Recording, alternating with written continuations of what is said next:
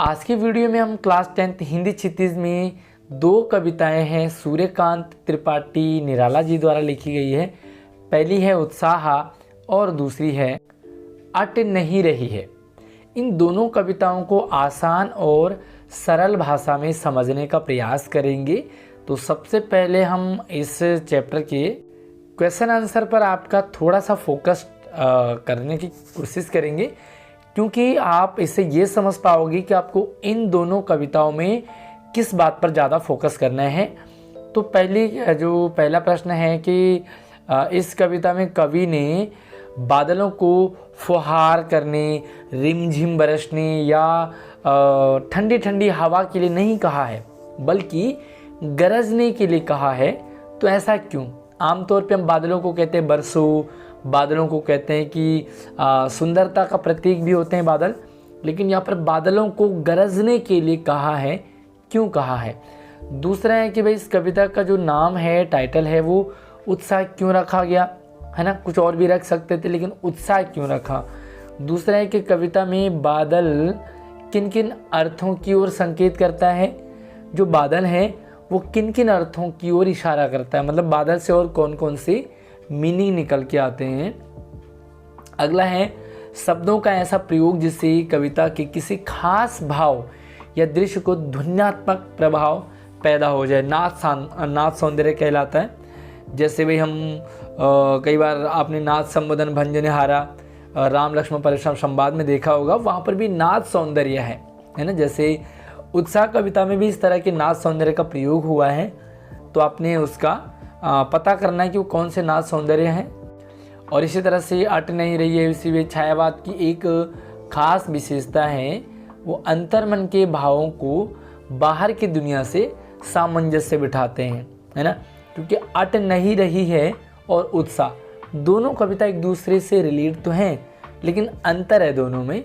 तो कविता की किन पंक्तियों को पढ़ कर के आपको ऐसा लगा कि लेखक ने अपनी जो अंतर्मन की भावनाओं को प्रकट किया है। दूसरा है कवि की आंख फागुन की सुंदरता से क्यों नहीं हट रही है। तीसरा है प्रस्तुत कविता में कवि ने प्रकृति की व्यापकता का वर्णन किया है, वे प्रकृति का बहुत ही प्यारा सा चित्रण किया है, तो किन किन रूपों में किया है। चौथा है फागुन में ऐसा क्या होता है जो बाकी ऋतुओं में नहीं होता, है ना। फागुन का महीना होता है होली वाला, है ना। तो फरवरी, मार्च और अप्रैल में फागुन होता है, तो ऐसा क्या होता है इस दौरान जो बाकी महीनों में नहीं होता है। इन कविताओं के आधार पर निराला के काव्य सौंदर्य की विशेषताएं बतानी है। तो अब हम चलते इसके सीधा चैप्टर पर। थोड़ा सा हम कविता के सारांश को भी देख लेते हैं कि भाई कविता में आखिर क्या पढ़ने वाले हैं हम। तो उत्साह एक आवाहन गीत है जो बादल को संबोधित है, मतलब बादलों से कुछ रिक्वेस्ट की है, आह्वान किया है। बादल निराला का प्रिय विषय है। कविता में बादल एक तरफ पीड़ित प्यासे जन की आकांक्षाओं को पूरा करने वाला है ना। बादल क्या करते हैं, बरसते हैं, और बरसते हैं तो अच्छा लगता है। तो दूसरी तरफ वही बादल नई कल्पना, नए अंकुर के लिए विध्वंस, विप्लव और क्रांति चेतना को संभव करने वाला भी है। भाई बादल को अगर हम बरसने के लिए कहेंगे तो बड़ा अच्छा लगेगा, है ना। प्यासे लोगों की प्यास बुझेगी, धरती की प्यास बुझेगी। लेकिन अगर हम इसे गरजने के लिए कहेंगे तो विध्वंस होगा, विप्लव होगा, क्रांति होगी, है ना। जब हम किसी को कहते हैं कि कड़को, बड़े मतलब मीठा नहीं बोलना, बड़े कड़क आवाज़ में बोलना है, इसका मतलब हम किसी को कुछ समझाने वाले हैं। दूसरा है कवि जीवन को व्यापक और समग्र दृष्टि से देखता है। कविता में ललित कल्पना और क्रांति चेतना दोनों हैं। एक तरफ तो मधुरता है, एक तरफ सुंदरता की बात की गई है, तो दूसरी तरफ जो क्रांति की बात की गई है। सुंदरता और क्रांति की बात एक साथ है। सामाजिक क्रांति या बदलाव में साहित्य की महत्वपूर्ण भूमिका होती है। जब भी समाज में कोई बदलाव लाना हो, परिवर्तन लाना हो, तो कविता हमारे पास एक माध्यम है। निराला से नवजीवन और नूतन कविता के संदर्भों में देखते हैं। वहीं अट नहीं रही है का मतलब है समा नहीं रहे। जब बहुत सुंदर चीज़ हम देखते हैं तो हमें लगता है कि बस देखते रह जाएं, कविता में फागुन की मादकता को प्रकट करती है। इस अट नहीं रही कविता में फागुन की सुंदरता, है ना, किस तरह का चारों तरफ हरियाली हो जाती है, फूल खिलने लग जाते हैं। कवि फागुन की सर्वव्यापक सुंदरता को अनेक संदर्भों में देखता है। भाई फागुन के महीने में बहुत सारी चीज़ें होती हैं।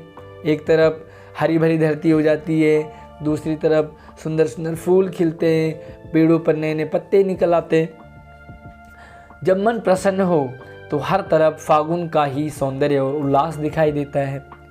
जब हमारा मन खुश होता है ना, तो हमें लगता है बस पूरी दुनिया जो है हमारे लिए ही है। सुंदर शब्दों के चयन एवं लय ने कविता को भी फागुन की ही तरह सुंदर और ललित बना दिया है ना। तो चलिए अब देखते हैं किस तरह से कविता की रचना की गई है। और यहाँ पर आप चित्र देख रहे होंगे, ये फागुन मतलब बादल को गरजने के लिए कहा है ना। सुंदर नहीं बल्कि खतरनाक बादलों को बनाने की बात कर रहे हैं। तो लेखक निराला जी कहते हैं बादलों से कि गरजो, आपको बरसना नहीं है, आपको गरजना है ना।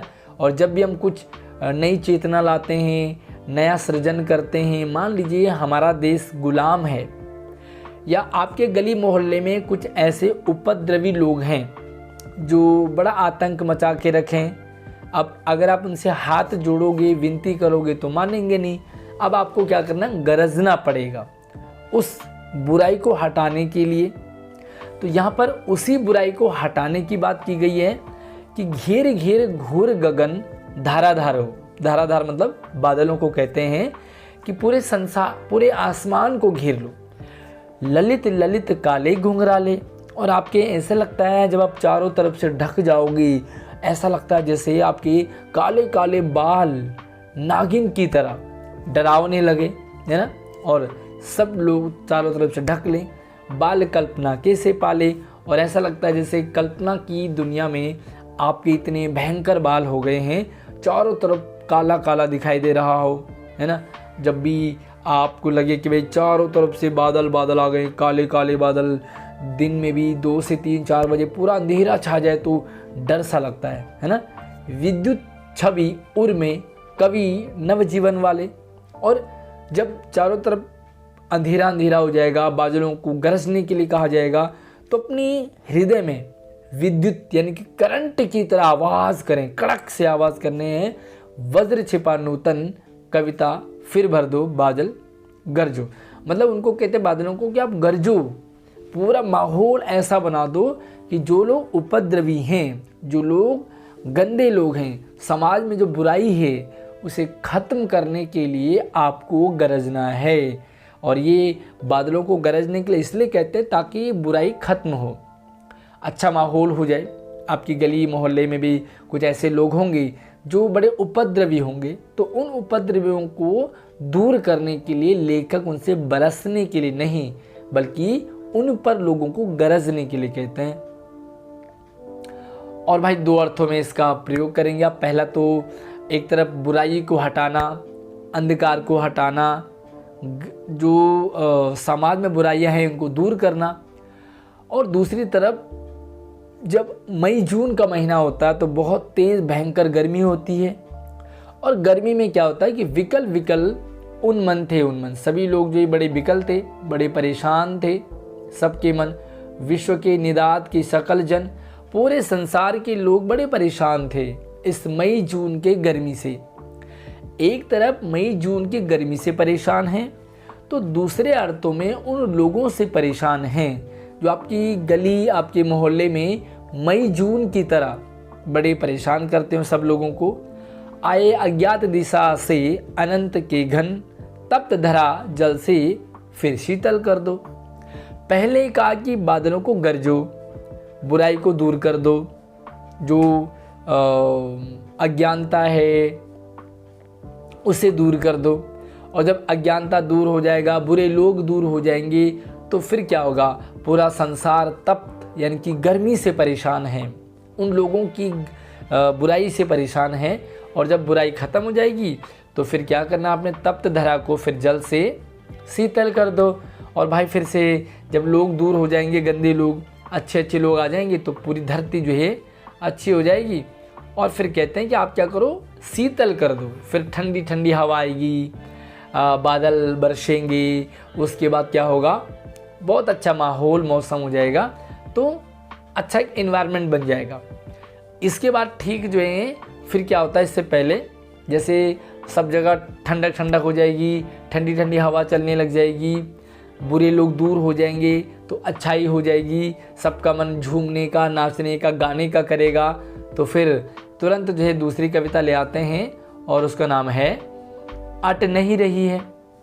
अब पहली कविता में तो क्रांति का प्रतीक है, विध्वंस का प्रतीक है, बुराई को दूर करने का प्रतीक है, अत्याचारी लोगों के खिलाफ आवाज़ उठाने का प्रतीक है। जितने भी अत्याचारी लोग हैं, दुराचारी लोग हैं, गलत लोग हैं, उनके खिलाफ आवाज़ उठानी है, उनको हाथ नहीं जोड़ना है, वहाँ पर गरजने के लिए कहा है। और जब सब कुछ बढ़िया हो जाएगा तो पूरा फागुन जैसा माहौल हो जाता है। तो अट नहीं रही है फागुन, आभा फागुन की तन सट नहीं रही है। और जब बादल बरसेंगे, पूरी ठंडक ठंडक हो जाएगी, ठंडी ठंडी हवा चलेगी, चारों तरफ सुंदर फूल खिले होंगे, बहुत प्यारा सा नज़ारा होगा। तो फिर जो सुंदरता है ना फागुन की, अप्रैल फरवरी मार्च अप्रैल की जो मौसम होता है, जो माहौल होता है, वो बहुत प्यारा होता है। तो उसकी जो सुंदरता है ना वो अट नहीं रही है, समा नहीं रही है ना। जब आप कोई बहुत सुंदर चीज़ देखते हो तो आपको लगता है कि यार मैं इसे बस देखता ही रह जाऊं। कहीं सांस लेते हो, घर घर भर देते हो, और ठंडी ठंडी हवा चलेगी, ठंडा इन्वायरमेंट हो जाएगा, चारों तरफ फूल खिले होंगे, तो बहुत बढ़िया माहौल हो जाएगा। तो फिर लेखक कह रहे हैं कि कहीं सांस लेते हो और कहीं घर घर भर देते हो। भाई यहाँ की हवा वहाँ जाएगी, वहाँ की हवा वहाँ जाएगी, तो मतलब बहुत अच्छा मौसम हो जाएगा। उड़ने को नभ में तुम पर कर देते हो, और ऐसा लगता है कि बस आज मैं ऊपर आसमां नीचे। भाई बहुत सुंदर सा माहौल होगा, होली वाला त्यौहार होगा, अच्छा सब जगह ठंडे ठंडे सुंदर सुंदर फूल फल पेड़ों में, मतलब बहुत बढ़िया गाँव का माहौल होगा। तो ऐसा लगता है कि बस उड़ने लगे और बस पंख लग जाए और हम उड़ते रहें। आँख हटाता हूँ तो हट नहीं रही है। अब भाई इतना सुंदर माहौल, इतना सुंदर इन्वायरमेंट अगर आप देखोगे, सब जगह नदी बह रही है, सुंदर सुंदर फूल खिले हैं, रंग बिरंगे फूल हैं, पेड़ों पे पत्तियां लग गई हैं, हरियाली है, पूरा बढ़िया माहौल हो गया। तो आँख हटाता हूँ तो हट नहीं रही है। अब आप इतने सुंदर माहौल से अगर आप आंखें हटाओगे तो कैसे हटेगी, है ना। इतने सुंदर, कहने का मतलब ये है कि जब हम कोई बहुत सुंदर चीज़ देखते हैं तो उसे हमारी आंखें हटती नहीं। आपने कभी ना कभी ऐसी कोई चीज़ ज़रूर देखी होगी जिससे आप अपनी आँख को हटा नहीं पाए होंगे। कमेंट सेक्शन में अपना प्यारा सा एक्सपीरियंस ज़रूर रखें जब आपको भी लगा हो कि यार क्या कमाल की चीज़ है ना। कई बार हम किसी इंसान को देखते, किसी बच्चे को देखते हैं तो बहुत प्यारी सी सूरत होती है, हम मोहित हो जाते हैं। पत्तों से लदी डाल, कहीं हरी कहीं लाल, है ना। तो भाई जब सब जगह पत्ते पत्ते हरे हरे, कहीं लाल कहीं हरा, कहीं पीला कहीं नीला, कहीं पड़ी है उर में, उर मतलब हृदय में, मंद गंध पुष्प माल, और किसी के हृदय में ठंडी ठंडी हवाएं, किसी के हृदय में सुंदर खुशबू वाला माहौल हो रखा है। कोई नाच रहे हैं, कोई गा रहे हैं, कोई बहुत बढ़िया मतलब उछल कूद मचा रहे हैं। पाट पाट शोभा श्री पट नहीं रही है, और हर जगह जगह पर ऐसा लगता है जैसे पल पल में प्रकृति रंग बदल रही है और भी सुंदर होती जा रही है। और जब सुंदर होगी तो पटेगी नहीं। ये पटना, वो लड़का लड़की पटना नहीं है, ये पटना का मतलब होता है समा जाना। तो भाई जब इतना सुंदर माहौल होगा, सब जगह बहुत खुशनुमा और प्यारा माहौल होगा, तो पट नहीं रही है। फिर जो सुंदरता है वो देखते ही देखते ऐसा लगता है बस मैं देखते ही रह जाऊं, वो समा नहीं पा रहे हैं। और आगे है इसके कुछ अब भाई कुछ इस कविता से रिलेटेड कुछ क्वेश्चंस हैं, तो देखते हैं इन प्रश्नों को समझते हैं कि कवि बादल से गरजने के लिए क्यों कहता है। कवि का मानना है कि बादल में अपार ऊर्जा भरी होती है ना, और जब बुराई होती है तो बुराई को दूर करने के लिए गरजना पड़ता है। उसमें लोगों में उत्साह भरने की क्षमता होती है। आप अगर गुलाम भारत को आज़ाद करवाना होगा तो रिक्वेस्ट करने से नहीं, आह्वान करने से, हुंकार भरने से होगा। वह पूरे वातावरण में जोश, उत्साह, क्रांति उत्पन्न कर देता है। अगर आप भाई गरजना होगी तो लोग मतलब थर थर काँपने लग जाएंगे, जो गंदे लोग हैं, और जो अच्छे लोग हैं जिनके अंदर जोश भरा हुआ और जोशीले हो जाएंगे।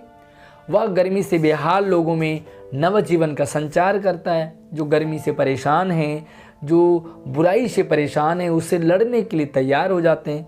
इसीलिए कवि बादल को गरजने के लिए कहता है, बरसेगा तो भाई बुराई दूर नहीं होगी, बुराई दूर करने के लिए गरजना पड़ेगा, और जब गरजेंगे तो सुंदर माहौल अपने आप हो जाएगा। कवि के अनुसार बादल का स्वरूप कैसा है, तो भाई बादल कैसा है, कवि का मानना है कि बादल जो है नवीनता, बादल में नवीनता होती है भाई। कभी काले बादल, कभी सफ़ेद बादल, कभी पीले नीले बादल तो देखें कभी, कभी काले काले घुंघराले बालों वाला, ऐसा लगता है जैसे कोई सुंदर सी दुल्हन आ रखी हो। बालों का अनगढ़ रूप ऐसे लगता है जैसे उनमें किसी बालक की कल्पना समाई हो।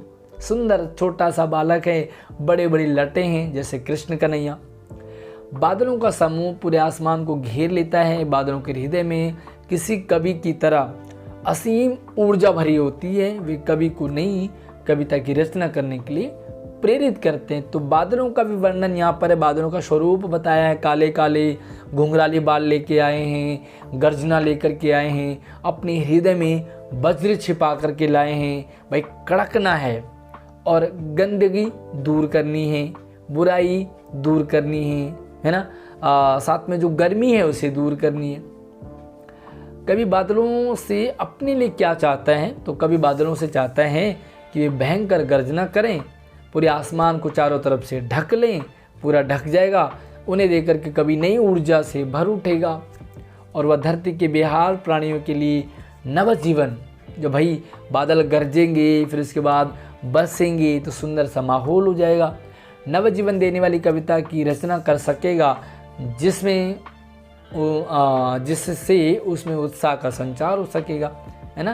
तो इसीलिए कविता का नाम उत्साह रखा, ताकि जोश लोगों में जोश आ जाए, लोग उमंग से भर जाएं।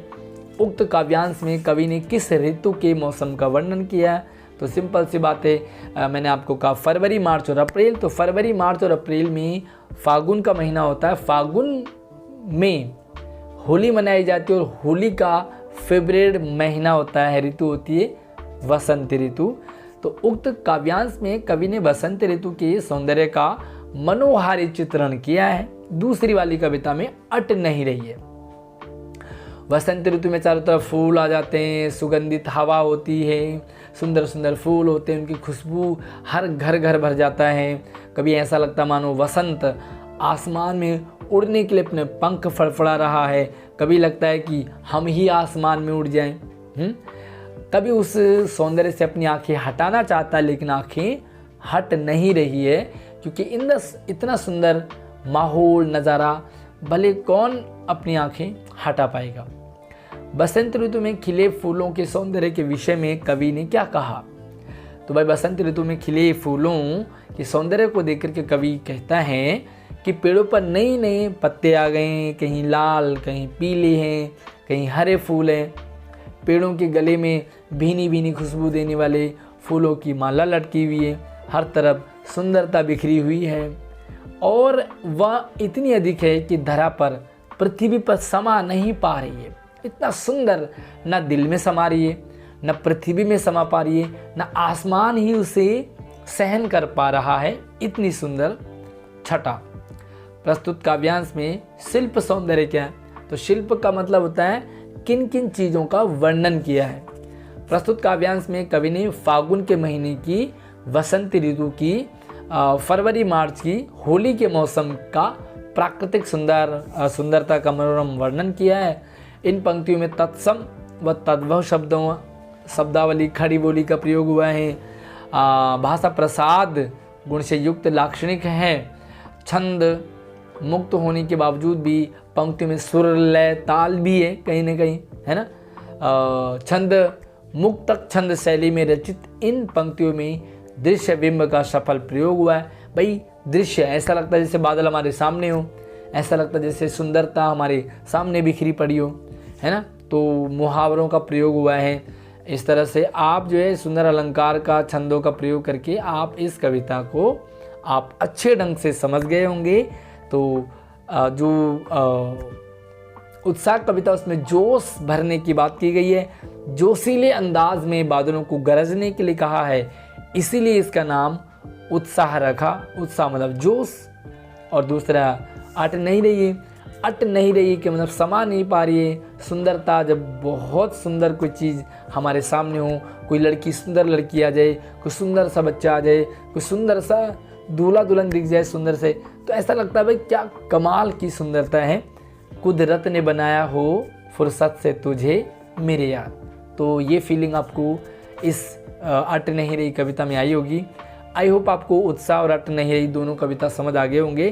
कैसी लगी मुझे कमेंट सेक्शन में ज़रूर बताइए। आप हमारे व्हाट्सएप चैनल, इंस्टाग्राम आईडी से जुड़ सकते हैं। नंबर और आईडी सबको डिस्क्रिप्शन में जा करके चेकआउट कीजिए।